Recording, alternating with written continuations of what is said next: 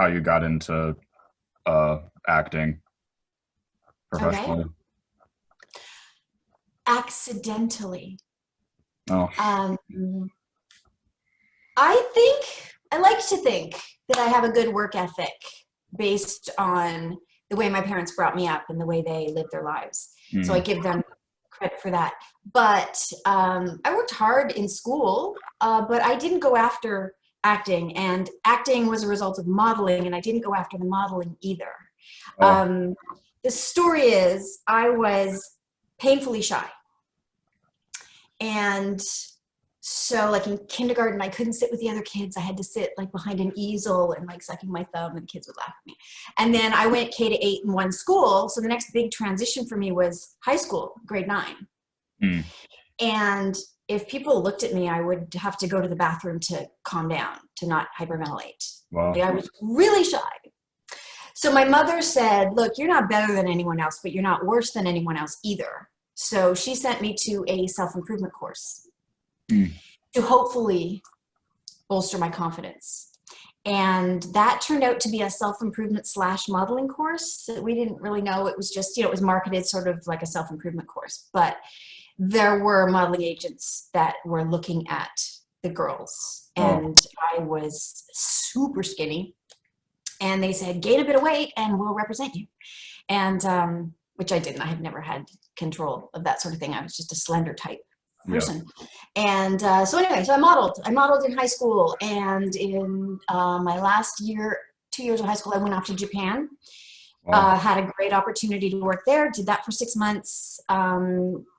Came back and thought I'm going to start university next fall. And because I was in the modeling books, CBS was casting Movie of the Week, starring Jill Clayburgh and Tom Skerritt, that I probably don't have to tell you who they are because you like old yeah, stuff. right, Um, and they couldn't find anybody from their favorites to play the 15-year-old daughter. So I mm, looked a bit younger than I was. They looked through the books. They're like, she looks like she could be their daughter. Can she act? The talent rep of the modeling agent said, oy vey, can she act? Right? And then called me and said, can you act? And I said, I have no idea. He said, well, go try. And in the movie, the mother is dying of cancer. So I thought, if I just say the words right and cry, maybe they'll look at me twice. mm, So I did. And they called me back, and I did. And they called me back 7 callbacks. I've never had 7 callbacks since that. And I've been doing this. That was in 1986. wow, So I've been doing this longer than you've been alive. um, and that's how it started. So I thought, okay, I got that part. I thought we went off to Montreal, shot the movie. It would just be something I did the summer between high school and university. And I went off to my first day of university, all very happy and excited. And I got home that night and I got a lead in a film. oh, So yeah, that's weird, right? Your second job to get a lead. And so I thought, well, I'll just take advantage of this opportunity. And I got my tuition back and I did the film. And the next semester, same thing. I picked my courses and paid my tuition. And I got another lead in a film. And that went on until the 5th one. In 2.5 years, my 5th lead was a movie called Cold Comfort. And so it would have been I don't know if it was the one after Pin or if it was another one, but it was after Pin because I was living with Dave, as we just discussed. mm, And we had rehearsal for 2 weeks. And at the end of the first day of shooting was when my driver made a mistake on the highway and we got in a big car accident. So I was in the hospital for 3 months. I was out of work for over a year. And so I got my tuition back again. It was like after that movie, I had decided I was taking time off. I was going to school. yeah, It was like I didn't know if I could do both or not, but I was definitely, it had been 2 going on 3 years and I was going to go back to school. And no, I went to the hospital instead. And then after I got better, I got a lead in a film. And so I was all of a sudden back in it. Do you know, like once you're able to audition again, I auditioned for an episode of Sweating Bullets and a commercial and a film. Oh, this is going to sound really cocky. I didn't mean to say it like this, but I got all 3. So it seemed like it would be good going back into it, right, so all of a sudden I was back into it.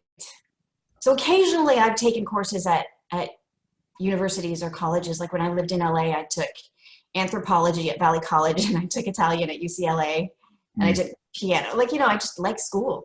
Right. So that's the story. Okay. Well, and then prior to, after your first movie and then prior to getting Pin, you were like the episodic TV shows. You were in like Night Heat and American Playhouse. And yeah, I don't remember the timing of where the TV shows went in. So I'll scroll down on my resume. But this doesn't reflect exactly what happens, right? Because you can shoot it and it might air. In the old days, I think Quick was 8 or 9 months. Yeah. I think it would probably air 12 to 14 months after you shot it. But like Miles to Go was my first job. Right. And it used to be on here that this Lawrenceville Stories was below that, but they've switched that. Because Miles to Go was definitely my first. I mean, I actually had done extra work on some movie. I can't remember what it was, some teenage movie. My niece and I went down when we were teenagers, and Open Call, and we were in the background. You know, that doesn't count. That wasn't professional. But yeah, I can't remember Hanging In. That might have been the thing I did with Anne-Marie McDonald. Lawrenceville Stories was a period piece. We were in period costume. Yep. Night Heat. Yeah, The Dark Side was the second lead. You don't want to see that movie. That was not a good movie. And then Pin. Pin was my third movie, my second lead. So what's the... And then The Brain. So actually, I don't know if The Brain was shot before Pin, because they were both in 88. Right. So I don't actually remember. What's the story about how you got Pin? Just auditioned. Okay. I don't remember anything special about that. Anything after the first one. The first one was an interesting way to get it. Other than that, it's always been just audition. There was one movie that had a slightly interesting story. Shoot, what was it called? See, I really had serious memory damage from my car accident. So I work really, really, really hard to memorize my lines. I used to be able to like read a script once or twice and know my lines and everybody else's lines. And that changed. I work hard to memorize my lines. So when I work with somebody that doesn't have their lines down, I have no sympathy. But there was one movie, I don't know if I'm going to come across it fast enough, but it was kind of interesting for me because I had the callback, and I was really nervous about the callback because it was a suicide scene, which I think is bad to do for a callback. But I had taken a notebook and I had written everything that I could think of about this character. I took every single line in the script and okay, this says this, so this could be inferred about this, and I just wrote like about, I don't remember, 8-10 pages about the character and her thoughts toward her mother and her thoughts toward these other people and where she was from, blah, blah, blah. So I went for the callback really nervous that I was going to have to do this suicide scene. And the director said something to me before we started, something like, I wasn't sure whether or not I should keep that scene. And I don't know, something about his thoughts on it. And I said, well, would you like to know my thoughts on it? And he said, yeah. So I whip out this notebook and I flip to like whatever, 6 pages in. And I say, well, at this point, she says this and da, da, da, da. So I think it's actually very useful to explain why the character does this on this scene.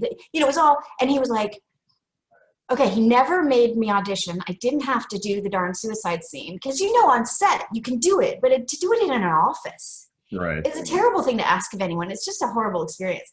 So anyway, he just hired me. We ended up talking for an hour and a bit about my thoughts and my notes. And he said, okay, fine. He didn't give, I don't remember if he gave me the part on the spot, but he didn't make me read. He didn't make me audition. He just sent me on my way. And then I got that part. So that was nice. So I can tie that in relation to Pin, because originally it was a book. Did you guys have to read the book first? I am sure that I did, and I'm sure I knew the name of the author, and I can't think of it right now. It's Andrew Niederman. That's right. That's why that name is so familiar. Okay. Thank you. And did you? I'm sure I did. I can't remember. I'm a terrible interviewer. I'm sorry. I'll be like, I don't know. I don't know this movie, the director. And did you interact much outside of the scenes that you had with like Helena Udi and John Piper Ferguson? And I remember us all being really friendly, like having a lot of fun, really enjoying each other's company. You know, like I followed John's career and followed Helene's career. And of course, Right. David was my roommate after that. We were just talking on set one day, and I wanted to move out from where I was staying, and he wanted to. So we were like, okay.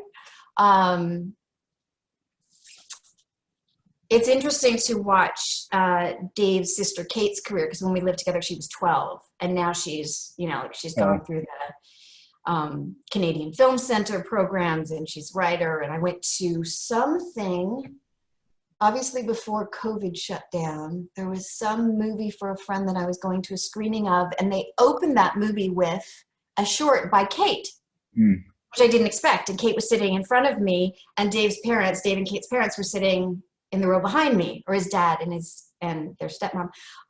Anyways, it's all a very small world. Right. Yeah, I think it's just because, and I know both you and Dave were younger than me in that movie. I just think it's amazing how well of a job you guys did. Thank you. Yeah, we played something like 15 or 16 to mid-20s adults, right? Because I ended up then being engaged or married to John. Right. By the end of it. That was interesting. It was interesting because I remember feeling so different in the character at age 15. Do you know, like you walk differently, you hold yourself differently. Yeah. And of course, when you're shooting a movie, it's not consecutive. It's not chronological, right? You're hopping around. So I always would have these notebooks with sort of storyboarded, but just like, okay, at this point here, and then this happens, and this progression, so that no matter where you were, you could just hop around to it really, really easily. Like I always liked to have it tangible in front of me. Right. I mean, everybody must do it in their heads, but I love to have it. I like to be visually stimulated. And was that kind of daunting at all to you to work with Terry O'Quinn? I don't remember if it was daunting. It was like an honor. It was like, It was a big deal. It was exciting. Yeah. And were you, at that time, a fan of horror at all, really? No.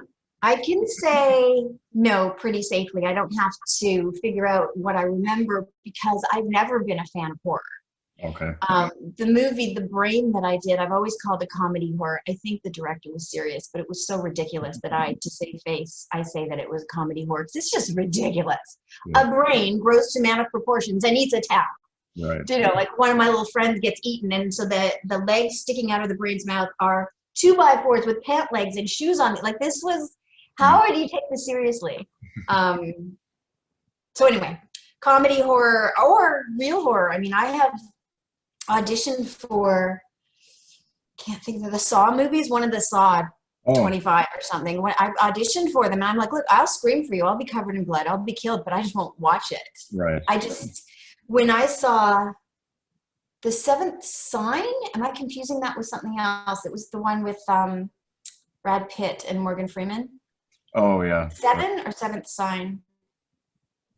Anyway, if you haven't seen, I won't blow it. I hate it when people say what happens in them. But anyway, I had, I don't know if it was a panic attack or what, but I went with a bunch of friends in LA. We piled into the car afterwards. They're joking about what happened in the movie, and I start sort of hyperventilating, going, wasn't funny. It wasn't funny. It was really scary. It wasn't funny. Like, I don't know. I don't like it. I don't like to be scared.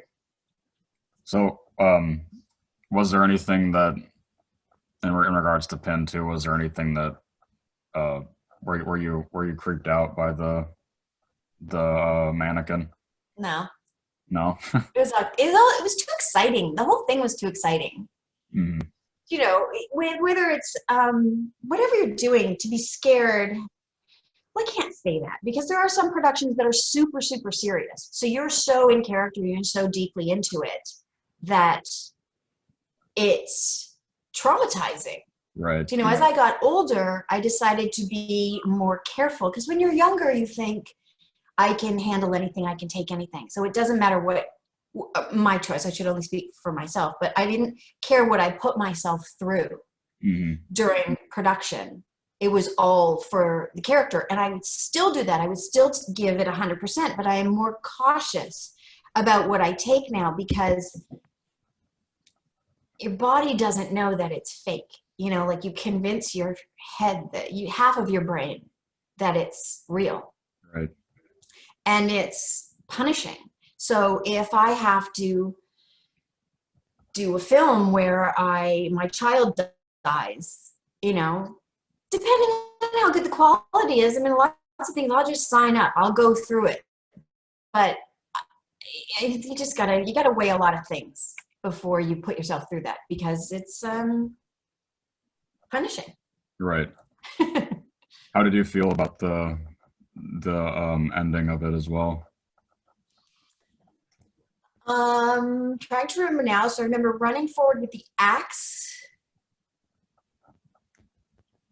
I remember the wood pile. I remember something happened to John Piper Ferguson's character. Tell me how it ended. Yeah, so David still lives, but he takes Pin's place and he just stays in the house the rest of his life. Yes, I remember. It was so easy to cry in that scene. I Mhm. go up, I say hi to the housekeeper, I walk upstairs. Audience doesn't know what's happening yet. I open the door, I'm talking to him. He's all made up like Pin, and I just stood there crying. Mhm. And it was just so heartbreaking. It was a beautifully written script, and it was a beautifully run set. Sandy Stern was a lovely man, a lovely director. He was a good director for us. And it was just a really, really wonderful experience. So I think a relaxed set helps you to access your emotions. I don't remember having a hard time. I remember there was a scene in a library where I'm looking up psychological disorders, and I just like am reading about what I might be going on with my brother, and I, turn the page and look up, and tears roll down my face. It was a great set for being relaxed and being emotionally available. So Mhm. I don't remember having difficulties. I've had difficulties at times when I've had great directors come up and whisper 2 words in my ear, and I'm there. If for whatever reason, whatever's going on with the crew or the time of day that you're shooting, or whatever's going on, sometimes it's difficult to access your emotions, and other times it's really easy. And sometimes you have a director that will talk to you for 20 minutes and you really have no idea what he means. And other times, like I remember clearly on Total Recall 2070, a series that I did, Mario, as a party, he came up and said 2 words in my ear. And I don't remember what they were, but I remember I was stunned at how he just shifted my whole point of view Yeah. that quickly and that efficiently. And I bow down. He's amazing. And before I move on from Pin, is there any stories that you can think of from the set or anything like that? I remember having lunch with Pierre David and Renee Malo. Renee Malo were the producers. Mm.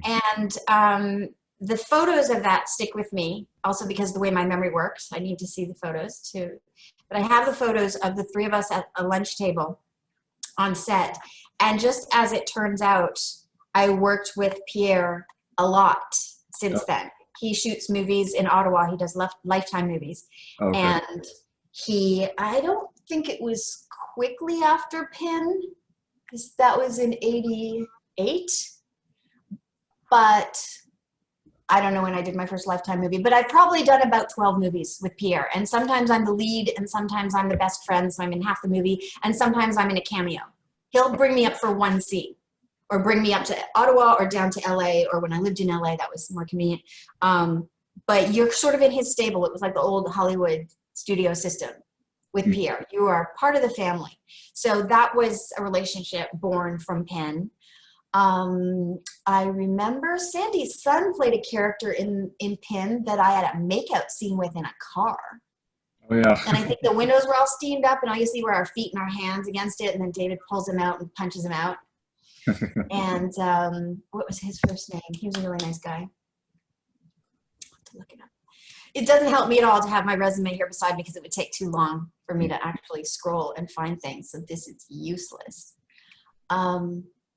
I just remember that it was a joyous set to work on. It was one of my favorite experiences ever. Well, that's great. I mean, it's not very often that you have terrible experiences on set. They happen occasionally. But on the scale of good ones, Pin was right up there. That's great. Yeah. And do you remember, as the year after that, do you remember working much on the TV show The Hitchhiker? Because that's a cool show. Don't.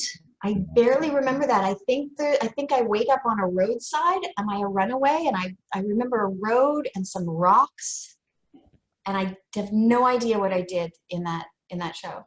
Okay. Do you know? Do you remember? What about the Friday the 13th TV series?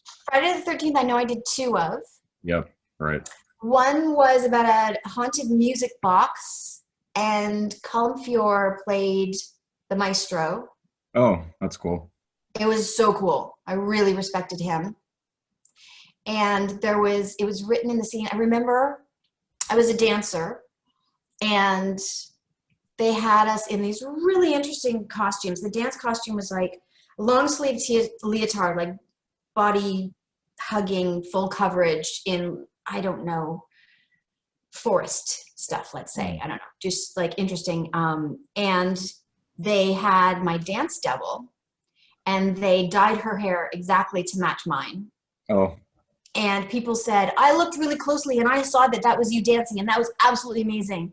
And I said, no, that was an amazing body double.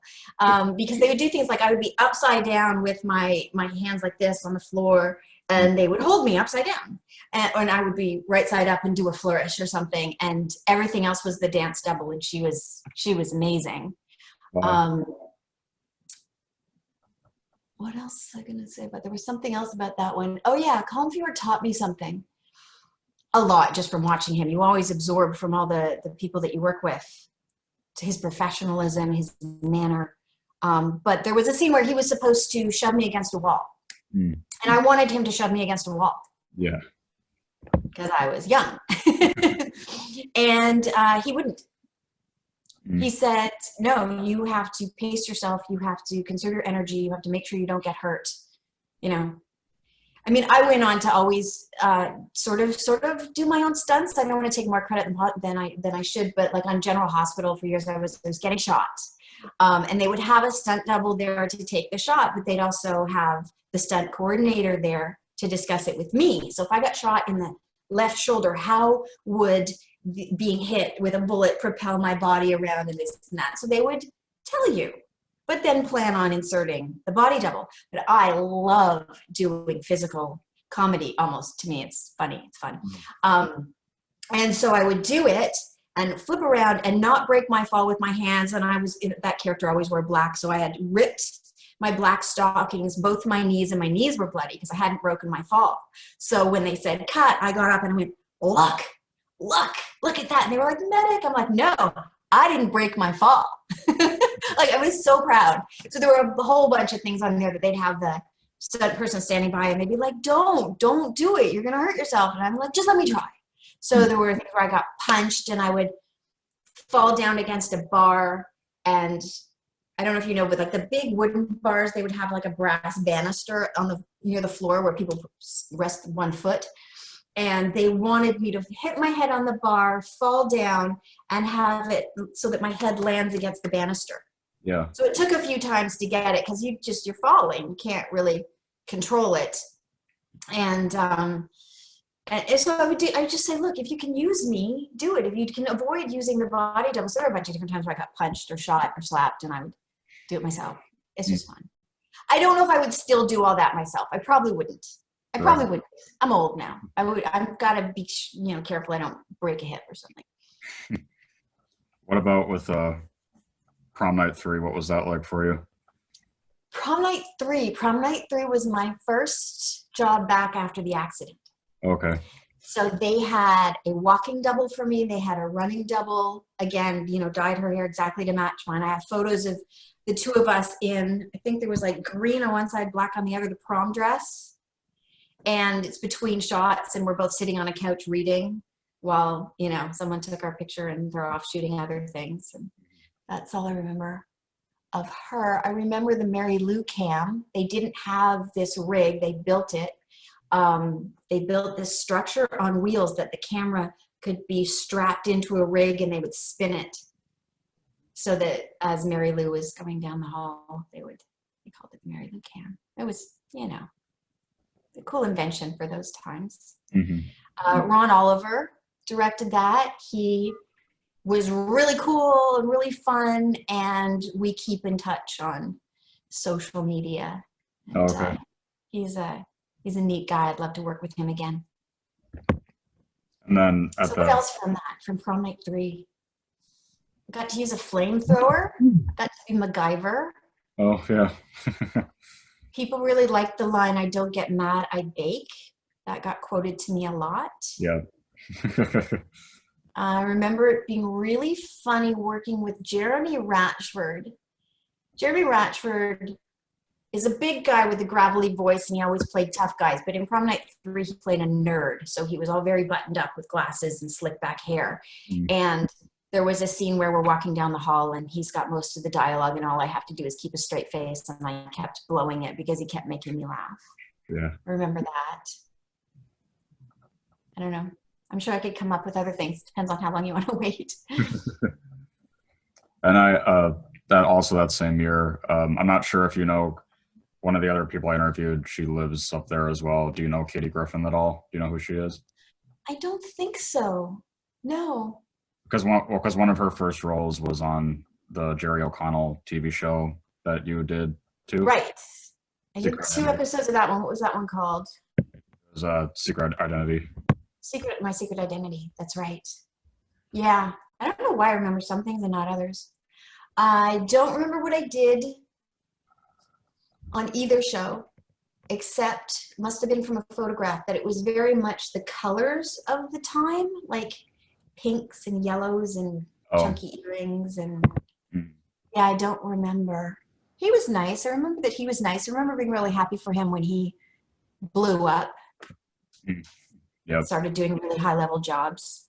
He was a nice guy. And so when you must have been the first person to voice Zelda in English. Yes. Yeah, I believe so. You probably didn't have any idea at that time that it was some long, popular, iconic Nope. video game. It's stunning. It's amazing the people that I meet that have Zelda tattoos. They're that into it. Yep. So, like I was at the Banff Media Festival a couple of years ago pitching a script that I wrote, and met these other people that were there pitching their work, and then they would hear my name and put it together and freak out. And a good friend of mine that was on General Hospital with me, Rick Hurst, he and his family just adopted me because obviously I'm from up here in Canada, and I moved down to LA for 15 years and didn't have family down there. So they would invite me to their kids' plays at school and Christmas and whatever. They sort of adopted me and let me be part of the family. So I knew their sons from the time they were, I don't know, I'm going to guess, 8 and 10, 10 and 12, little kids without tattoos. And a couple of years ago, we were all in Atlanta together for New Year's. And the sons are, I don't know what now, 22 and 24. And it came up that I was the voice of Zelda. And they both went like this, and they had Triforce of Wisdom tattoos on their wrist. Like, it's a thing. It's a phenomenon. It's a very exciting, lovely, wonderful thing to be associated with, to be able to say, yeah, I'm the voice of Zelda. Great. Yeah. And did you, what were your thoughts on stepping into voice acting too, as opposed to normal on camera? It was more fun because Yep. there's less to worry about. Yep. You don't have to worry about memorizing your lines. They're on sheets of paper in front of you. You're working with the other actors. It's so light. The energy was so great. Now, you're not always in the same room with the other people. They'll cut it together. But when I did get to be in the room with people doing monster voices, and, Jonathan Potts, of course, Link is a sweetheart. We're still good friends. We still chat once a month-ish. And it was just fun. I remember one of the directors, and I used to have his name at the tip of my tongue, and I'll have to look it up. It doesn't matter because this is an on-camera interview, so it doesn't work. See, if I'm doing something that's going to be in print, I can add things later. But one of the directors wanted me to laugh more than I was laughing. So he mooned me from the booth.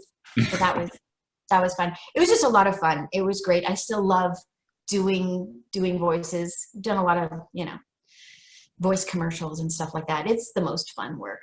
Mm-hmm. That's It's what just more, you just don't have to worry about as many elements. You don't have as many balls in the air. It's just easier. right. Mm-hmm. And let's see. Oh, yeah, this is a cool one. I can imagine you probably have some interesting stories about being on To Catch a Killer, because that there were so many people involved in that were amazing. I have to click on To Catch a Killer to see what it was. It happens to be in the middle of the page of my resume. It was Brian Dennehy, Margot Kidder. That, see, I thought that was a different one, because I have a lot of A Woman's Rage and The Sister's Revenge, and, you know, so To Catch a Killer. Yes, I remember shooting the scene. It's in a drugstore. I only had one scene. It's in a drugstore, and I played a character, I believe, named Cindy. And just, he was so imposing. He was just such, it's not just the physical size of the man, it's the energy. He was so imposing. It was really, really exciting. Now, I might be having a selective memory about some of these things. I can't be sure. Sometimes I'll find a diary, or my mom gave me a notebook, and I'll think, oh, I was really positive through that whole challenging experience. And meanwhile, it'll be like I was terrified that I was going to lose my independence, you know. That all come up from the car accident. But I just remember being really excited. Yep. I mean, I see Michael Riley as the second one on that, and Margot Kidder. But my scene was just with Brian Dennehy, so I was lucky to get to work with him. But yeah, that was just one scene. Okay. What about, do you remember very much about I think it was the first movie made about Madonna? Again, very small part. I played her best friend named Jude. I remember the girl that played her was super, super nice. Don't see it right in front of me. That's all I remember about that. I think I only had 2 scenes in that one. Okay. There were other, I don't know, if you're going through step by step, because I'm like, well, I don't know, I worked with Hulk Hogan for 2 months. So, you know, there were stories from that one, but I'll let you go at your pace. What was that for? That was for Not If Looks Could Kill. Okay, I'll have to take a second and find out what it was for. Because I don't think I knew that. The Ultimate Weapon, Okay. 1998 Okay. or 97. I don't know when I shot it. There's X-Files. Oh yeah, I have stories. The Ultimate Weapon, yeah. Hulk Hogan played my dad. Oh, okay. And he was lovely. People were sometimes disparaging and saying, oh, poor you having to work with Hulk Hogan because he's not an actor, and blah, blah, blah. And I'm like, he was so serious about it. He was so sincere. He tried so hard. He was more of a pleasure to work with than some uptight actors that I've worked with who don't put that much energy into connecting and trying. And whether or not, you know, how you rate his performance is up to you. He was lovely. He was lovely to work with. He was lovely to his fans. If he had to, you know, go catch a flight, he would still stop and sign autographs for fans. You know, he was so nice to people. I do recall going out to dinner with him one night with some other people from the crew, and I'm tempted to say he took us to, but I don't know if he was in charge of where we went. But anyway, we went to a strip club. Oh. So we had dinner at a strip club in Montreal, which was, they were allowed to do a lot more in Montreal than they were allowed to do in Toronto. So it was pretty funny experience. But anyway, he was very sincere and he tried very hard, and I thought the world of him. I thought he did a great job. That's cool. Yeah. And you said you had a story about being on the X-Files too.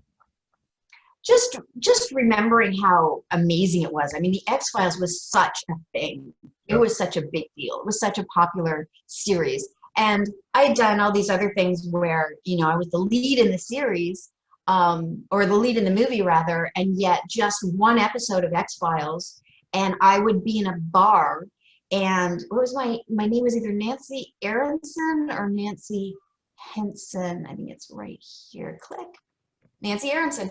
And somebody across the bar in real life, this is not an on-set story, would say, Nancy Aronson. Like, everybody watched X-Files. It didn't matter where I was. I got recognized more for that than anything else I had done. And it was so much fun because I got to play this creature. I had become like a zombie. So I had the white contact lenses over my eyes, which had a tiny little hole that you were supposed to be able to see through, but they didn't fit. So it always moved around. So I couldn't see. So I was like blind. People had to lead me everywhere.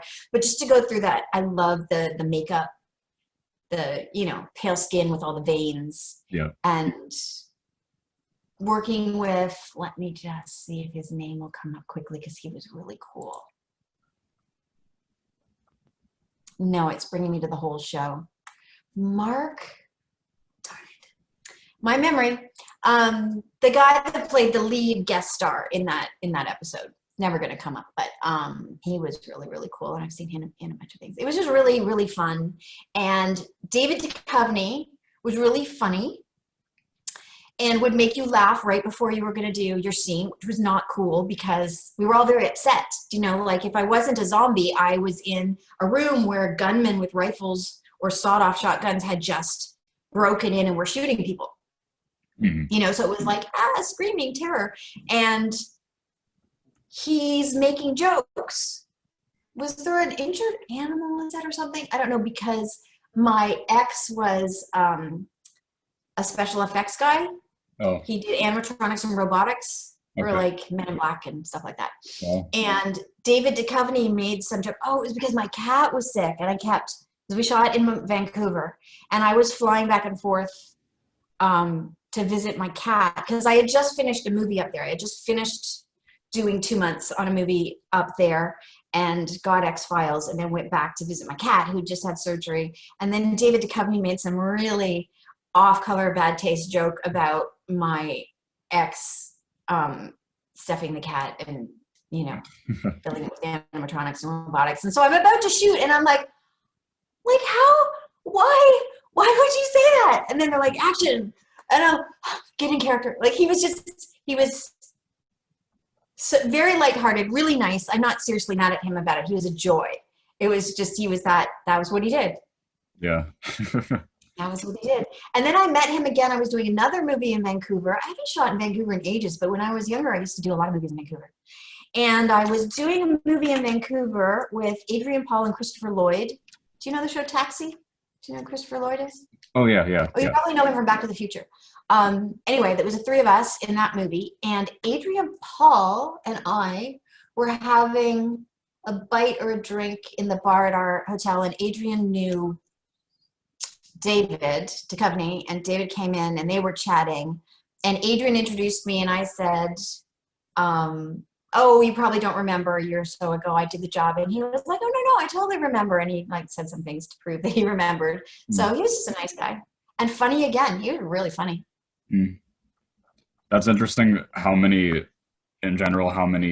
horror or supernatural kind of productions you've been a part of, considering you're not really a fan of the genre. Well, we don't have a choice. Yeah. We don't get to say, you know what, my favorite show is this and I want to be on it. Because I have people say that to me. They're like, you should be on such and such a show. Mm-hmm. Like, you should be on Grey's Anatomy. As though my manager could call them up and say, aren't you happy to know that Cynthia Preston would like to be on your show? Yeah. Like, it's just not how it works. Even if it's not a show of that, you know, caliber, popularity, or pedigree. We just don't, you know, people, when you're a big star, you can pick and choose more. Mm-hmm. I mean, not that I haven't chosen and turned things down. Like, there have been many times over many years where I've read a script and it's been offered to me, and I've said, well, if I don't have to do the nudity, I'll do it. And they said, okay. And they took out the nudity and I did the movie. Okay. That is not an uncommon occurrence. So you do choose what you do, but you don't get to say, I want to do that and go get it. Right. I hear tales occasionally of unknowns chasing something and getting it and it changing their lives. And I've always certainly done it like in the room for the audition, but you've got to get the audition. Yep. You know, so you need your agent or your manager to get you in the room. Has there been, I like to ask this to anybody I interview who's an actor, has there been any instance where you were down to the wire to potentially get a role of anything that be like a movie that's really iconic now or anything like that? I have a sense that there were things that I can't remember.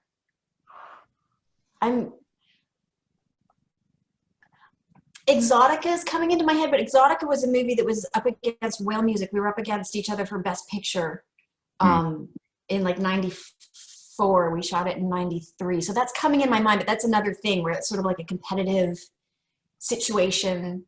Yep. My co-star won Best Actor, but we didn't win Best Picture.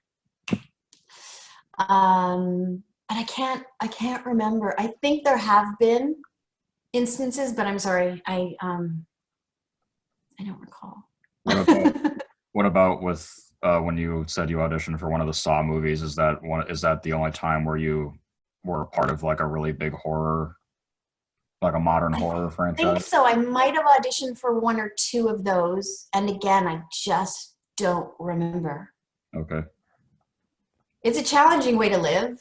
Mm-hmm. I make a lot of notes. I write things down a lot. Yeah, right. So, okay, so 2001, Facing the Enemy, what was that like working with Maxwell Caulfield?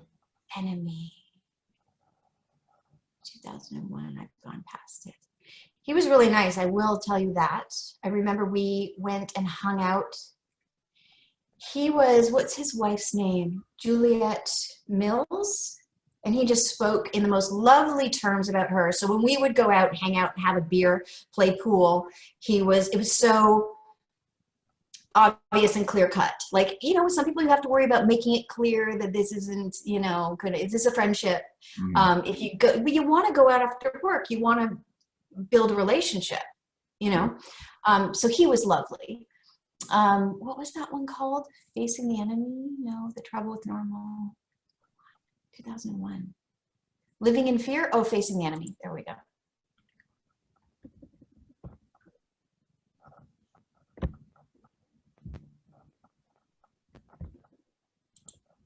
Okay.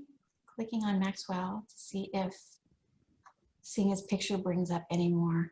No, that's all I remember. I just remember scenes with the other fellow, Lyndon Ashby, close. I remember scenes with him. This is where I had to be upset and yelling at him and crying. And I don't remember any scenes with Maxwell. I just remember how lovely he was, the way he spoke about his wife, and that we went out and had a beer and played pool one time. Okay. And you must have, around that same time or after that, was that when you moved to LA, since that's when you got like CSI and Two and a Half Men and... I moved to LA in 1995. Oh, so before that, okay. Yeah, I remember it was like March or May of 95. I moved to LA. And let's see what's on my resume.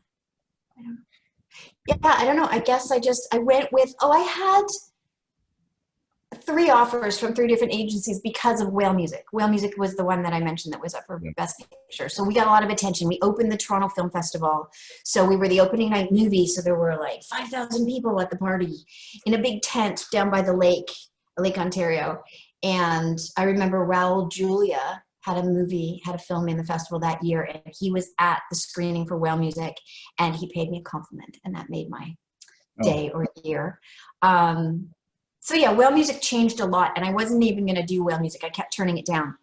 Oh, okay. So not because it wasn't good, it was great, but I was supposed to do a series, a comedy. And I had just bought a house, and I thought that the comedy would be we would go longer because it was a series if it got picked up. We had been flown down to LA, so I didn't live in LA yet. We'd been flown down to LA to do this pilot. It was called Boogie's Diner, this comedy. And we all went down and shot the pilot, and then they kept pushing the option, which means they had a contract for so long, and then they'd have to re-sign contracts to us because something just wasn't getting made yet. So they kept pushing them. We'd re-sign, we'd re-sign, we'd re-sign. So you're still auditioning for other things because they may not conflict time-wise, but Whale Music was going to conflict. And I remember I was in Calgary for 3 months shooting a Western, Black Fox, with the late Christopher Reeve and Tony Todd. And that was 3 months of being out there and being in settlers' clothes and then buckskins because I was kidnapped by the Indians and riding horses bareback, which I did some of myself and some was a stunt girl. And I just remember being out there for months. And then I finished that job, was driving through the Canadian Rockies looking around, traveling. You're out there, let's travel this beautiful country. And being up at Lake Louise and Jasper. And when I was in Jasper, which is just breathtakingly beautiful, the towns in the mountains and stuff. I got a call that I had to fly back right away for a call back for Whale Music. And so I drove back to Calgary, flew back, and ended up getting that job. I don't know why I've gone off on this tangent. I just try to go off on tangents for you. Where is this going? I was asking did the about audition, flew back to Calgary, drove back to Jasper, drove over the Rockies,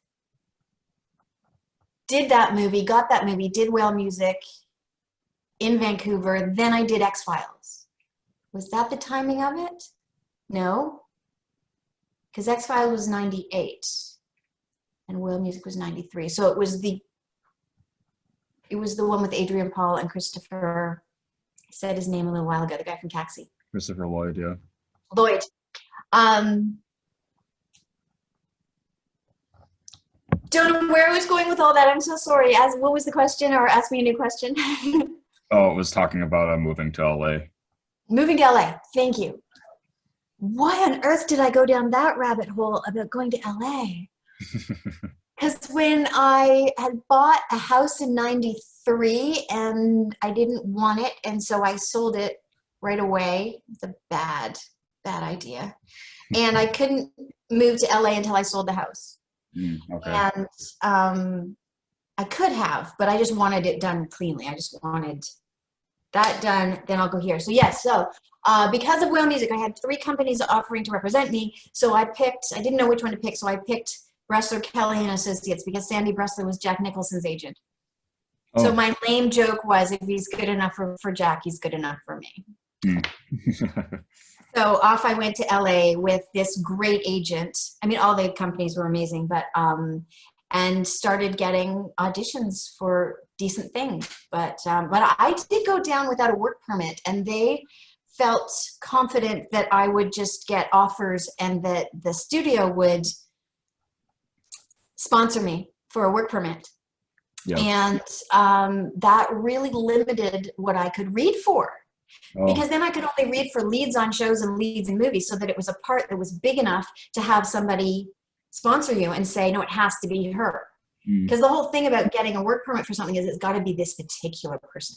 It can't be another female blonde that age. Yeah. It has to be this specific person. Like, it has to be so particular that you're the only person that could play this part that you would get the work permit. And so I couldn't do commercials. I couldn't do bit parts. Do you know, so I had other associates, people that I knew that went down on like a modeling work permit and did acting auditions. And I was like, wow, that was really smart.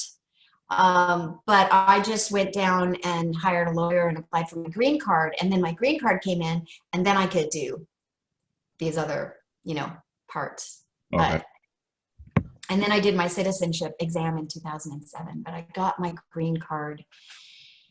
And got that. The cool thing I remembered about that was that for the green card, you had to put together a package with like all of the press that had ever been printed on you and letters of recommendation. And I got a letter of recommendation from Leonard Nimoy. Wow. So that was really really, really cool because I had worked with him on a show called Outer Limits. Yep. And so I had some pretty cool letters of recommendations from some, neat people. But Leonard Nimoy was definitely my favorite. That was really cool. And well, I guess, yeah, this is before most of the episodic stuff. But what about, was it any kind of nervousness for you stepping into working on General Hospital?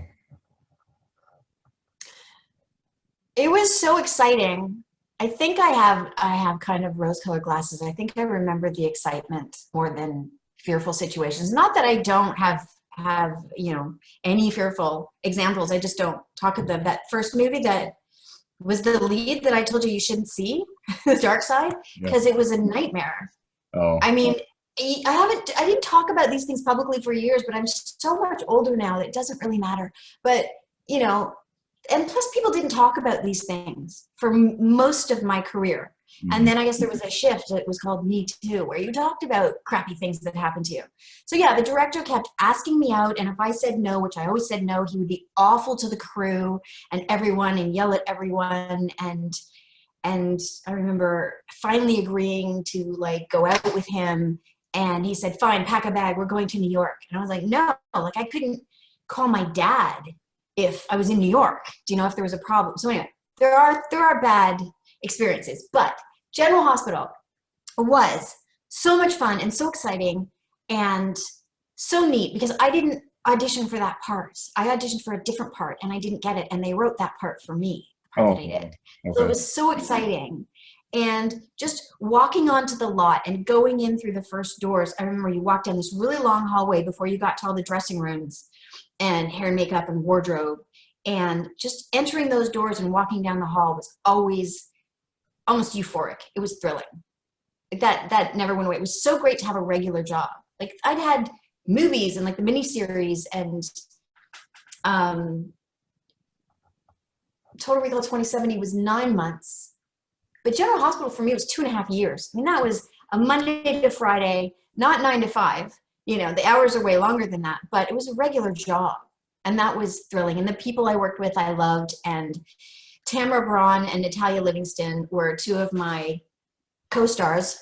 Call myself co-star because I was B storyline and they were A storyline. So I don't want to, inflate things. But I was fortunate in that I always had storylines with the A character. So I would have 5-day weeks. Because you could have, as a B storyline, you could have a 1-day week, and that's what you're getting paid for. Yep. Or what your minimum is. I think mine was a show and a quarter. I would at least get paid for a show and a quarter if I did nothing. Mm-hmm. But I usually had 5-day weeks, sometimes 4-day weeks, because I always had these storylines that were with the main characters. But Tamara Braun and Natalia Livingston are still two of my best friends. Oh, okay. And when I mentioned being in Atlanta for New Year's a couple of years ago with Rick Hurst and his family and discovering that the kids had the Triforce of Wisdom, that was at Natty's house, at Natalia's house. Oh. We all flew there and got together to spend New Year's together. And we spent New Year's together the following year. And I love them deeply.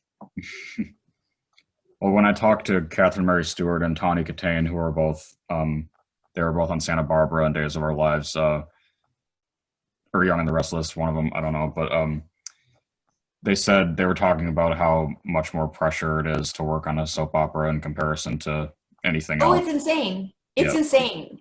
On a movie, they'll say, I'm sorry, we're going to be shooting really fast. We're going to be doing 7 pages today. Yep. Right? And it's okay, I have 54 pages out of this to do today. And that's not the whole show. People would have 120 pages if you're in every scene. Mm-hmm. I don't think you can ever be in every scene because they slice up the storylines. But slice.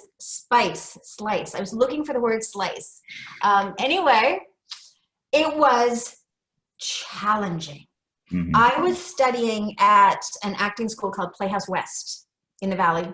Yep. And I would have the teachers send any students that they wanted to come and be on set.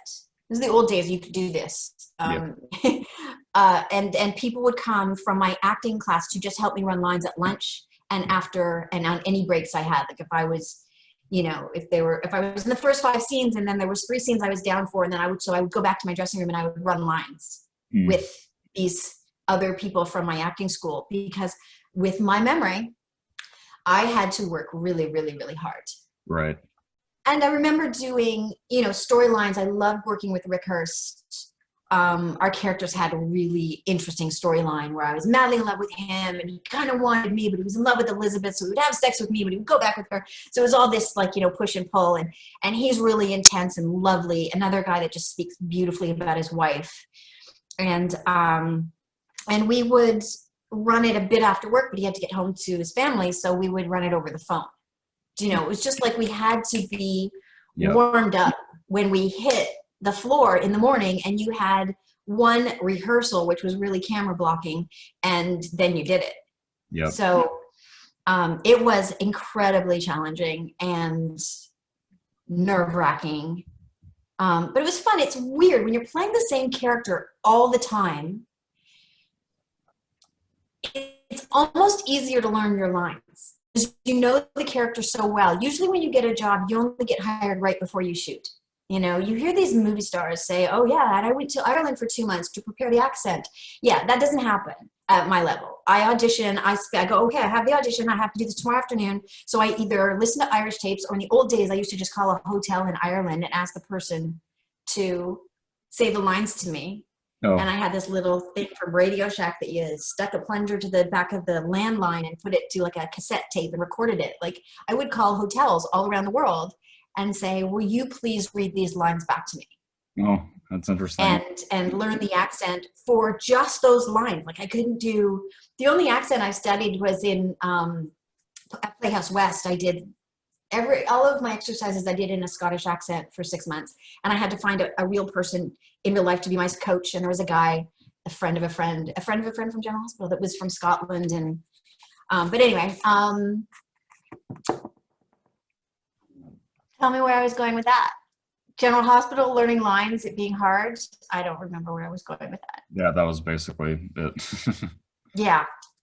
It's there's all sorts of tricks. Now, if I have to do an accent, I have a dialect coach that I lean on pretty regularly.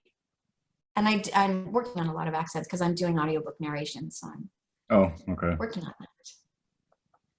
And when it comes to all your different roles and the big TV shows at the time, like Bones and Hannibal and Haven, like do you have like a favorite that you've worked on? 2.5 Men. Mm-hmm. 2.5 Men was a lot of fun. I had done another guest spot on a sitcom on a different show that John Cryer had starred in the year before that or 2 years before that. And it was a funny experience to have Charlie Sheen IMDb me and say to John Cryer, you've worked with her before. Oh. And then I was like, no, my scene was with the other guy. I think it was called Less Than Perfect, maybe, I'm not sure. It was with this other guy, Larry, he was blonde, it wasn't John. So there's no reason that you should remember me. I only had one scene with you. My scenes were primarily with another guy in the show. But, so that was a fun experience. Charlie Sheen was very polite to me. He was having a lot of problems at that time, and he was very nice and polite and did not hit on me. So I didn't know whether to be flattered or insulted. But, bad joke, sorry. There was a light energy on that show. Like in the scene, there's something happens and Charlie's son leaves his Game Boy inside the coffin. Mm. Like my ex-husband has died, and my ex-husband was married to me, then was married to another woman, then was married to Charlie and John's mother. Mm. So we shared an ex-husband. So we're all at the funeral of the ex-husband. And at some point, their son's Game Boy gets in the coffin, and the gag is that we're all in the funeral and it goes off, and John Cryer has to come down take it out and creep out in an embarrassed fashion. And what they did to him at one point was, clearly unbeknownst to him, put a crew member in the coffin, so that when he put his hand in to grab the Game Boy, someone grabbed his arm. Oh, and he screamed at the top of his lungs, and it was really, really hysterical. another practical joke. They were going around putting, you know, gaffer's tape on people's backs and stuff. And Charlie put it on, I wish I remember, what's the boy's name? The young man who was on the show the whole time. Oh, Angus. Yes. Charlie put the gaffer tape on Angus's hair and it would not come out. They were like, what works? Peanut butter, vegetable oil. We had to stop shooting because this was a practical joke gone awry. It cost a lot of money to hang up shooting. We were all pretty embarrassed. But it was fun. It was a really fun set to work on. What about of the darker TV shows like Bones and Hannibal and? Well, Hannibal was such a treat because I'm such a fan of Lawrence Fishburne's. Yep. And Hugh Dancy's. And sorry, Hugh, but more importantly, Claire Danes. You know, it's like, I'm working with Claire's husband. And he's great. I love him. He's all the things he's been in. But it was really, really, really exciting to be working with Lawrence Fishburne and Hugh Dancy. And the one scene, but it was a really hearty, really meaty, long scene.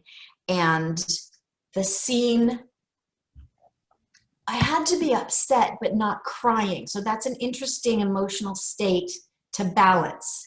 So what I would do is I would cry in between takes. Oh, okay. And then when we were shooting, I would pull it back and not cry, but you're still fraught. Right. And I used all sorts of different means. I mean, because when you're working, the best thing is if it's just the story that puts you in that emotional state. That's the greatest thing. But that wears out after a while, and you have to do sense memory, and you have to do, you know, putting yourself in different imaginary situations. And one thing that I remember relying on later is it was the night of an election. What year would that have been? It would have been Obama versus Carrie. And I just so badly wanted Obama to win that I was making myself cry by thinking that he lost. So I would make myself cry in between takes to have that quivery kind of upset feeling. But Lawrence Fishburne was really nice. I was sort of inquiring around, like, does he take pictures with people? Does he do selfies? And everybody said, no, don't bother him. No. And as I was leaving, he said, do you want a picture? And I was like, oh my God, yes. And so we got Hugh on one side and Lawrence on the other side, and we took a picture, and it turned out really dark. Oh. And so I was like, thank you so much. I was just going to be fine with that, even though it was a crappy picture. And Lawrence Fishburne said, no, come over here. We'll take another one. And we took another one in better light. So I was very happy. Yeah, that's cool. Yeah, I was very, very pleased. And so, yeah, when you stepped into being in Carrie, in the remake of Carrie. Another horror film. Yep. But of course, my scenes weren't scary. Now that I only ended up having one scene that made it to the final cuts. Yeah. My character was in 7 or 8, let's just say 7 other scenes, parental scenes at the home, because I'm the mother of Sue. Yep. Who has her boyfriend take Carrie to the prom, and mayhem ensues. And so when I went to the premiere, Tamara Braun from General Hospital was my date. And also there was my manager and my publicist, who are women, mature women, slightly older than us. And they came out saying, where was the parental element? Why did this happen? And why did no one say this? And why did no one say that? And I go, oh, no, we shot that. Yeah, no, we shot that. Yeah, no, that was addressed. We shot. So there were a bunch of scenes that were not the exciting teenager parts of the movie that didn't make it with the studio, that I think the director, probably Kimberly, wanted to keep, but didn't get to. What about working with Julianne Moore? Oh, she was great. I walked up and I said, hi, I'm Cindy, because that's usually what I go by, not Cynthia. And she said, hi, I'm Julie. And we shook hands, and that was the way she was. She was the type of person that knew crew members' names. She was the type that joked around with people in between. Do you know, like, some people don't. Right. especially in this day and age, because we shoot so fast. Now that wasn't this day and age, it was a few years ago, but it was like halfway in between. When I started, when you did a movie of the week, any MOW for TV, it was 6 weeks. And if you did a feature film, no matter how low budget, no matter how crappy, in my experience anyway, it was always 2 months. So the longest I've done on a movie was the miniseries, so it was several movies. And so that was 3 months in Calgary. But, you know, people that are going to do a feature film, a movie in under 2 hours that takes 6 months, I've never had that sort of experience. But in the old days, when you worked for 6 weeks or 2 months with people, we always got presents for all of the crew when you were leaving. You'd go on your day off and to whatever city you were shooting in and find some, you know, arts fair and get gifts for these people that you've just, the intensity that you bond so quickly. It's an intense situation. So you just become friends really, really quickly. And then that moved to digital age, and that moved to shooting a movie in 28 days, and then 21 days, and then 18 days. And you're just horrified that the quality has to be going down. But we're used to it now. I mean, it's all so strange to say now since we, you know, have been shut down for almost a year with COVID. But yeah, I've done 15-day movies. So in the old days, if you were in the whole movie, you got 60 days at double scale. And then I think it was around 07 or 08 with the financial crisis, they stopped paying double scale. So you're getting scale and a quarter, maybe, usually scale, instead of scale and a half. So it used to be 60 days at double scale. So the amount of money you make now is much less. You know, you're doing like 15 days as a lead for scale as opposed to 60 days for double. And if you're doing The Best Friend, you've got maybe 4 days on the project. You know, it's just a different world. It's really, really changed. So before I move on, what prompted you to move back to Canada? My mom was sick. Oh, okay. Yeah, she had been unwell for quite a long time, and I had been worrying about when I should go back. I'm the youngest of 6, so it's not like she didn't have a lot of care. But I was leaving my brothers and sisters and my dad to bear the responsibility. And I had, long before she got sick, moved to LA and built a life and got married. And and then as it happened, my marriage broke up. And I decided the following year that I was going to move back. So I, you know, put everything in storage and moved back up here. And I'm really glad I did it at that point because I got to spend a year with her before she passed. Oh. And like I said, she had been sick for years. So it wasn't like, oh, mom's sick now, come. There was no way of knowing if she was going to live another 10 years or 20 years. So I just got really, really lucky. And I assumed I would move back to LA after that. But at that point, a lot of things changed. I met someone up here who I'm still with. And also in this day and age, you can just self-tape.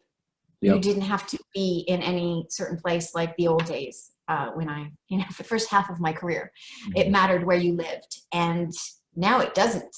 I mean, well before COVID, I was doing self-tapes here, and I built a sound booth in the basement for doing self-tapes for voice work. Okay. So I don't have to drive into Toronto because I live outside of Toronto. I never thought I would live this far away from the city, but after living in LA, it's nothing. That's driving in LA is a whole different ballgame. You know, now I'm like, oh, it's no big deal to drive an hour and a half to get to an audition. So, but I just don't have to now because I have it all set up here to do it at home. And I've gotten, usually the callbacks would take you into the city so they could see you live, but I got maybe my highest level job, Jack Ryan. I got that as a audition and callback, both self-tape, upstairs in my bedroom with a sheet hung on the wall. Well, yeah, that's what I was going to ask about next is your experience working on that show. That was great. That was a great experience. Carlton Hughes was an executive producer on that, and I knew who he was because, well, I knew who he was. Several years before that, I was in Banff, as I think I alluded to earlier, and he was doing a lecture. And these things would get filled up. So I made sure my name was on the list, and I was in that lecture, and I took notes like crazy. And this was Carlton Cuse. And so the fact that he was an executive producer on Jack Ryan was one check mark in their favor. The second was Patricia Reagan was the director, so female director. Second check mark. Thirdly, at this point, she phoned me before they finalized giving me the job to discuss the nudity and the sex scene with me. Okay. And like I said, I've turned down jobs before because of, it's just the quality of the project. It depends. If you don't know who the people are and you don't know what the quality is going to be, I'm not taking the chance. But if it's really great quality, elbow, boob, elbow is kind of like what I say. It's like, it's just a body. It's a body. It's whatever. I'm not going to be fussy about it. But what I'm fussy about is them sticking to my contract, not breaking my contract. Because on Total Recall, I had a body double for the nudity, so I wasn't supposed to do any nudity.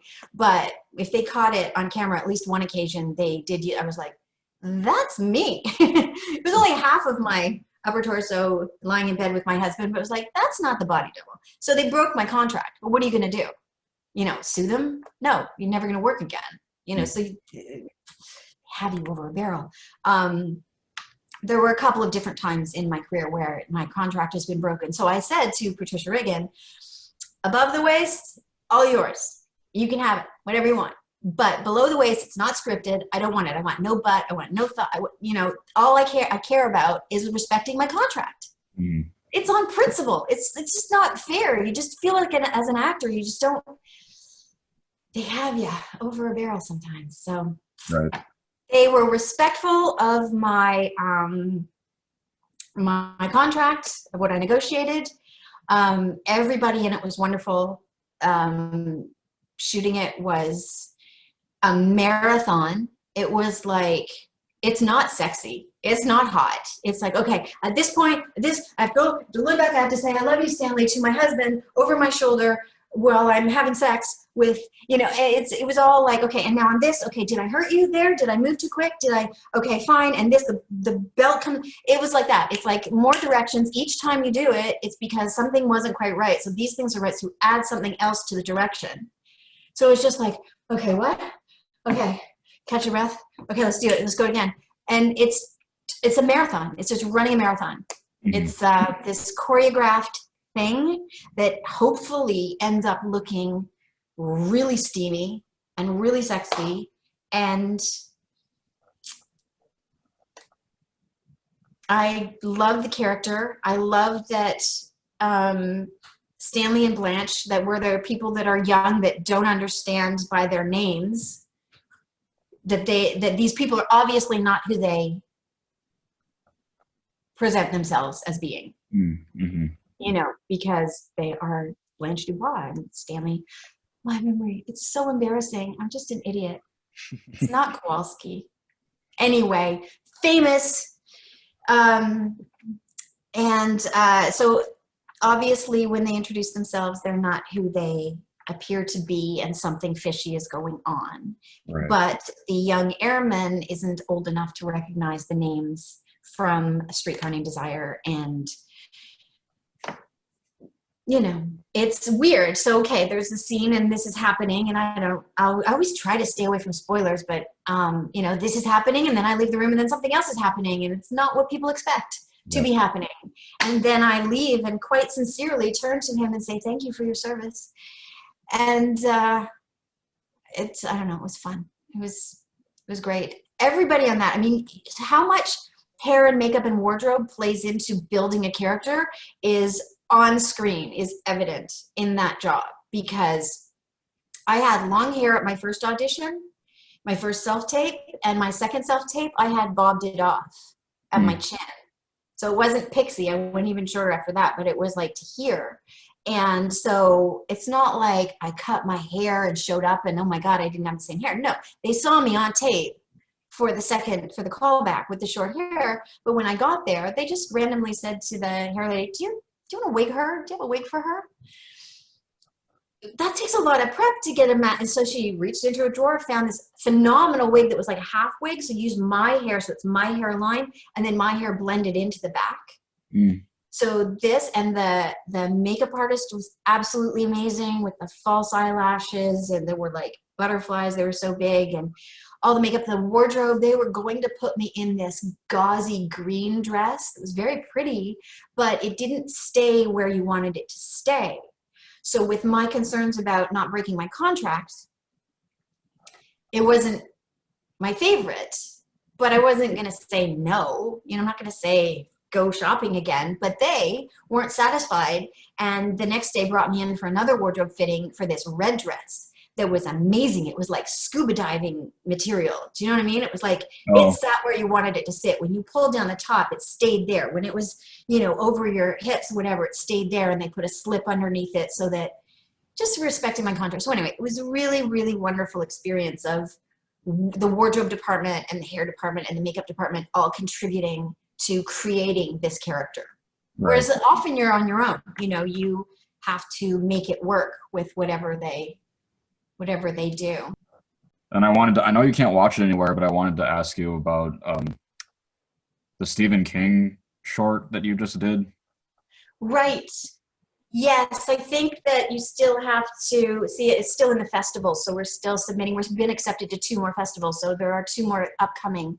But I have been pretty happy with a lot of friends who have gone on to these festival sites and seen it through the festival. But someday we'll be able to show it to you on Vimeo if you don't catch it at a festival. What's the plot of that? I cannot tell you Okay, okay, because, let me see, what are the bare bones? Because the plot is it's a short, and the plot is the whole thing that happened, you know, the whole mystery. right.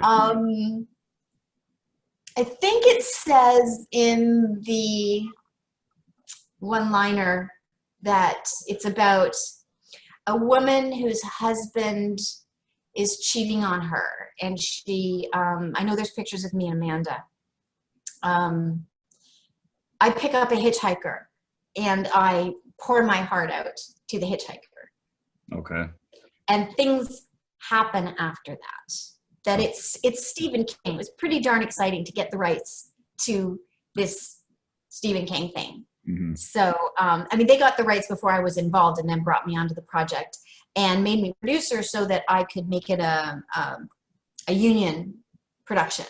Okay. Because somebody had to be in ACTRA to fill out all the paperwork and apply to make it, you know, fill out whatever Yep. government grants or tax options or whatever are involved. And it was a really educational process in that way, because that sort of thing can be really intimidating, can be really frightening to go, okay, I gotta be the producer, I gotta fill out the paperwork, I don't know what I'm doing. They brought me onto this production. I've got productions here that are, you know, my movies that I've written or movies that I've worked with a writer. There's a writer in Winnipeg named Cameron Patterson that I'm trying to get some of his movies made, and to act in some and not act in some, but I want to produce them. And I'm so familiar with the project that I could speak to that, you know, or better anyway. But being brought in on this at the last minute and then having to do the paperwork, the part that was really encouraging that I learned was that ACTRA sends it back to you and says, okay, everything's great except for this, this, this, and this. You have to say this or this. Like Constance Hilton, the director, was also a producer. She's also the writer. She did the adaptation. In this ACTRA production, she can only be listed in the paperwork as one thing. Mm-hmm. So I can be listed as lead actor, producer, and we picked director, you know, but we could have picked writer. But like, there were just things that they said and pointed out. So they held your hand. So just to anyone that's scared about doing the paperwork with the union, they were phenomenal. Anything you did wrong, they just sent it back and said, no, here's what you have to do here. It was amazing. Took all the fear out of it. Oh, and it looks like too, based off the poster, that it's it kind of looks like it's a psychological horror kind of thing too, potentially. Yeah. I mean, Stephen King. Just say Stephen King. What do you think it's going to be? Right. It's not going to be Disney, you know. Yeah. And then some other general questions that I can end it with.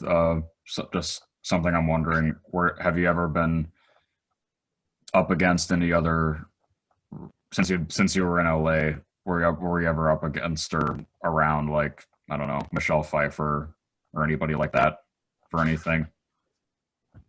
No, not Michelle Pfeiffer, that's for sure. I think I would remember that. There have been things that I went for, that I auditioned for, and I've been, call back, and thinking I could get this, I might get this. This is a career changer. And then always a big name would get it. It would be like, Oh, of course. Like, I didn't lose. You can't say I lost out to, because there's no competition. But I did, there was something that Gwyneth Paltrow did, oh, you know, and even on a different level, like Gwyneth Paltrow is Gwyneth Paltrow, Michelle Pfeiffer, but Cameron Manheim was on, I think, Ally McBeal or a show around that time period. She was a regular on that show, and I lost out to her. So okay, so there are these names, they have more pedigree. I'm lucky. I'm grateful. I've had a career acting. I have been very, very fortunate. I have a career that a lot of people would like to have, but I guess we all just want to be, a couple steps up the ladder. hmm So yeah, there's been plenty of jobs. I can't remember them all right now. Cameron Manheim, definitely. Gwyneth Paltrow. Actually, I don't think I read for the Gwyneth Paltrow one. I'm confusing the story. It was the director was a friend that I met on Whale Music. He was somebody that was with the production company, and we had kept in touch. And Ben Kingsley was going to star in it, and it was, I can't remember what the project was now. I think it was maybe based on a book that I loved. And so I wrote to him. I don't usually do this. I wrote to him and said, I think that I would contribute a lot to this. I really feel for this character. And it was something that, like, visually I was not far off from. hmm And he was like, I'm really sorry, but they really want to go with Gwyneth Paltrow. I was like, oh yeah, no problem. And now I see what we're talking about here. Because other times it would be, I've had people say, oh yeah, if they could get me to do it, they'd be really happy. So there's all these different levels. And I'm just wondering, since she's also originally from Canada, did you ever meet, like, Kim Cattrall? Have not. No, I have not. Love to, but hmm And do you know Catherine Mary Stewart at all? Did you ever meet her? I don't. I don't remember her being at any of the soap events that I did. Um, we did something called Evening with the Stars. It was actually a charity event that I produced, and I would go to the other soap operas and get permission, get a walk on, and go in and hand out our little poster and say, would you come to our charity thing? And that I had to learn how to do from square one. Like, we borrowed the red carpet from my friend's dad who did party planning. Like, we were like, okay, we'll get the red carpet from Mars' dad, and we'll get the lights from, like, we were in every detail of it. By the end of it, I felt like every hair had been plucked from my body. I was just, like, so stressed and pulled in so many directions. But I went to the other soap sets and invited people personally. Now, what show was she on? Was she on a New York soap? Um, no, but No. it was in the 80s. So Oh, that's why. So it's either a different time period or a different coast, because there were like the 4 New York soaps and the 4 LA soaps, and then the 4 New York soaps went down. Yeah. So no, I did meet a lot of people, and I see them on TV, so I forget. With my crazy memory, I'll be looking at something and they look so familiar. Is it because I know them from a different show, or because I've met them, or because I kissed them? Do you know what I mean? Like, you could be, I look at people all the time, like, oh yeah, I remember that guy from that other show, and then go, wait, I remember I worked with that guy and I had to kiss him in the scene. Like, it's a very weird feeling. mhm. What about on the opposite side of potentially getting a part that a big name got? Have you ever turned down anything that you wish you didn't? That was, like, well known or something? It wasn't, I don't even know if they made it. I remember not doing a movie where I was going to play a super spy, like Angelina Jolie, right? Oh, and kick ass, like physically beat up people. So I'm thinking they're going to have a phenomenal stunt coordinator and stunt double. Mm. And so I'm really looking forward to doing this movie, and I get to be this ace spy. And oh my gosh, I was really, really excited. And right as I was about to, no, I did sign the contract, because I remember saying to my manager, I don't see how these people are ever going to see this interview. But I remember saying to my manager, I have to get out of this because they won't give me a stunt coordinator or a stunt double. This Oh. is going to be horrendous. Mm. This is not going to be what I imagine it's going to be. And I do kind of regret that now, because maybe I should have just thrown spaghetti at the wall and it wouldn't have been that bad. Especially now, because I'm older, and so I've had some, physical issues, some surgery, and I just wouldn't do that now. And now I'd like to go back and have been able to just throw my body around when I could. Mm. Do you know what I mean?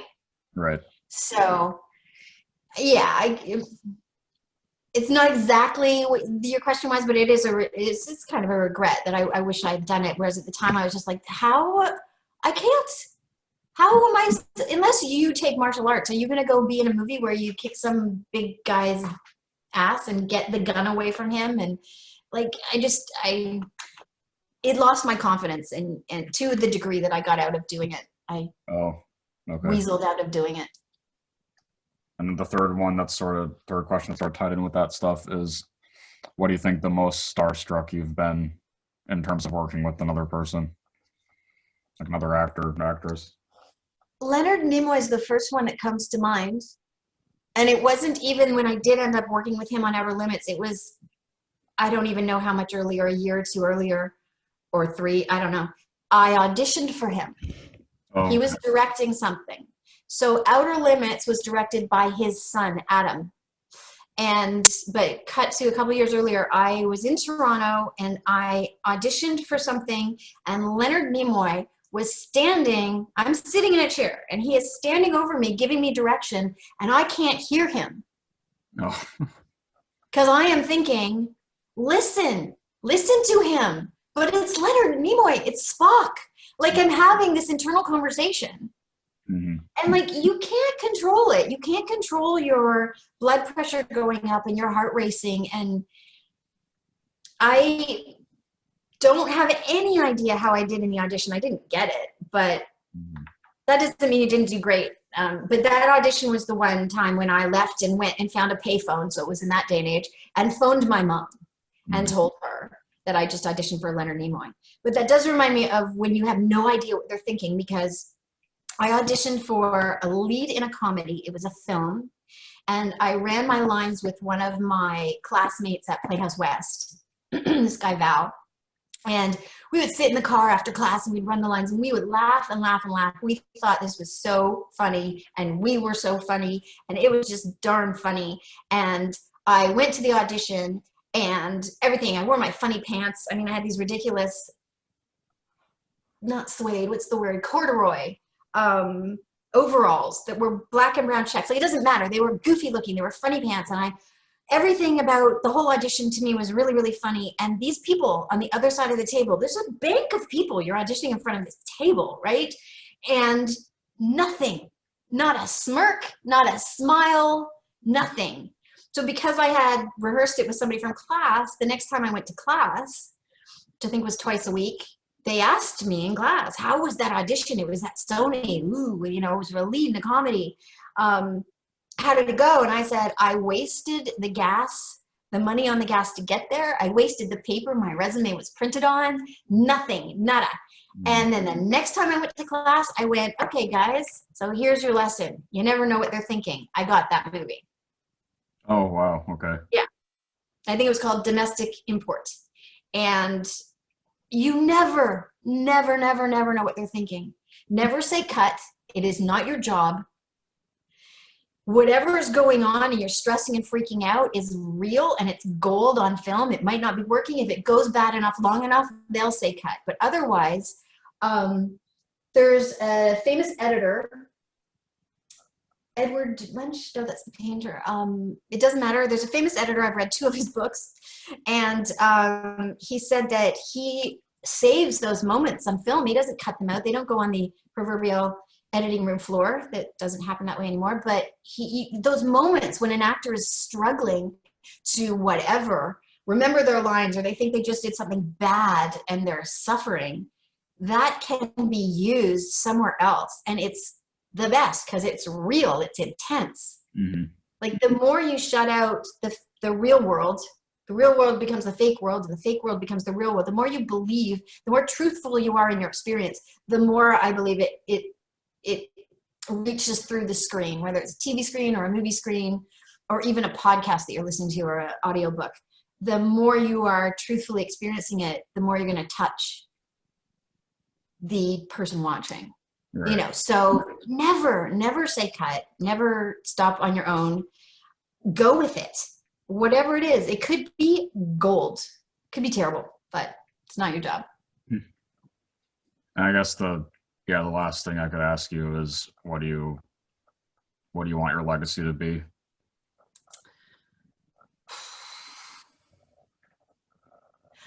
I have so much in front of me that I hope for. Like, I want to be the Canadian Helen Mirren or Judi Dench. Like, I just want to live for a long time and keep acting the whole time. I want to play the grandmother. I want to play the old dame. I love acting. I love directing. I've only directed a little tiny bit, only 2 projects, but I just love being on set. I love writing. I love producing. I would love to branch out in those areas. I'm working on branching out. I'm working constantly on branching out in those areas. I had a shopping deal on one of the movies that I mentioned from Cam Patterson, a writer from Winnipeg, and I signed this shopping deal, which means I have the right, because I can't really shop somebody else's project, right? But I have the legal right to call up all of these great directors and producers that I work with and pitch this movie, which happened to be a Christmas movie, and COVID hit, and everyone shut down, and nobody was in the office, and the shopping deal was only for 6 months. So, so I'm working on branching out in a whole bunch of ways.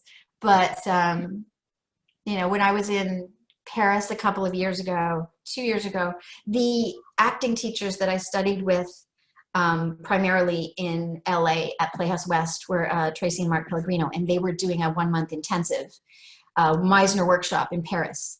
It was 2018, and they asked me if I would like to come over and be the example of the work. So I wouldn't be a student or a teacher. I would just be there showing them how it works once you know how to do this stuff. And it was phenomenal. Because back when I took classes, I was scared and I wanted to do it right. And once you're doing that, you're already in your own way. So doing it there, I was completely out of my own way. And it didn't matter what I was doing. I mean, we were doing a scene from Hamlet that Mark and I had done 10 years earlier, where we'd done all of Hamlet. And it didn't matter if I was crying when I entered or if I was bawling my head off. All that mattered was that I was honestly whatever I was feeling. It was usually scared, but sometimes I would be afraid and crying, and sometimes I'd be afraid and frozen. And it was so freeing as an actor. It doesn't matter what you do. Just be honest. Just be completely in the moment and be honest. And you can't do anything bad or wrong unless you're not, doing exactly what the director wants. And then it's his job to come over and make it happen. Be Mario as a party and whisper 2 words in my ear and make me cry. If I'm not seeing it the way you want me to see it, I can cry. If I'm not doing it, it's your job to me. Anyway, maybe I'm right, maybe I'm wrong. These are opinions, right? Well, thanks for willing to do this. I'm glad to be the first person to ever do this with you. Thank you. Thank you very much for asking me to. It's very nice. Clearly, I enjoy acting and anything to do with movie making, the film business, television. I enjoy it very, very much, and I can talk about it ad nauseum clearly. So thank you very much for taking interest in having me. And I would love to talk to you again and find out how things are going for you. You seem like a very interesting young man. Oh, thank you. And I'll be sure to, once I have it uploaded to YouTube, I'll send you the link and everything. Thank you. Thank you very much. I look forward to watching your career and seeing what you do with your future. You seem very interesting. Do people tell you that a lot? You have a certain energy about you. It's very, restful, calming, serious. Okay. The tone of your voice. You seem extremely bright. You seem like a young Cameron Crowe. Do you get that a lot? Oh, thank you. It's sometimes, I guess. Yeah. So anyway, I just am curious to see. Maybe you'll not do this and become a lawyer, or doctor, or something. But I say now, I say, well, now that we've met and we've chatted, we're friends. Because for years, I didn't want to impose on people. Okay. Even if we got to be really good friends on the show, I wouldn't stay in touch. Not that I don't have lots of friends that I stay in touch with, but if they were above me on the ladder, I didn't want to seem like I was trying to cling on. Do you know what I mean? Right. And I think that I missed out on a lot of friendships. So now I say, once we've had a good chat, we're friends. So Okay. keep in touch. Okay. Yeah. And I've actually, yeah, the first time I saw Pin, I was just by myself, but then I watched it with my mom twice because she didn't remember it because it was like 2 or 3 years between. And I tell everybody it's my single favorite horror movie, and I Oh, don't that's amazing. I don't think that'll change. So yeah, Wow. That is so cool. So are you going to interview David Hewlett? I can. Yeah, I should try reaching out to him now. Yeah. I think it'd be Well, it's been a delight. I really love that you love Pan that much. I love Pan.